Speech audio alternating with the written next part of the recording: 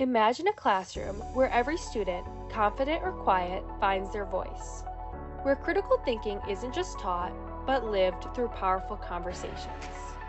Created through a mental health grant from the Illinois Department of Human Services, this certificate program gives educators the tools to unlock student expression and improve classroom connection. These teachers took the journey, and their classrooms were transformed. Here's what they had to say. It is the resource to begin a lot of important conversations that young people need to be having about everything from philosophy to politics to how they treat each other in daily life. I think learning civil conversation techniques is something that's always worth teaching students how to do. And anything that builds empathy and understanding of another person's perspective is also essential in the society that we live in today.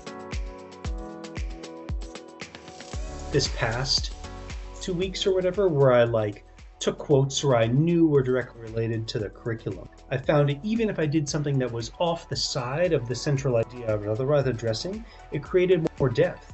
It allowed for things to go to a different level with what we were talking about.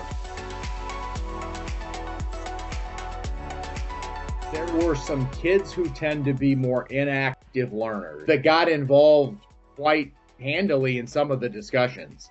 It was like, whoa, this is a different side of this kid that I hadn't seen before, but something about this piqued their interest and they had a lot to say. I think it's more like the quieter kids that don't quite speak up have the most interesting questions.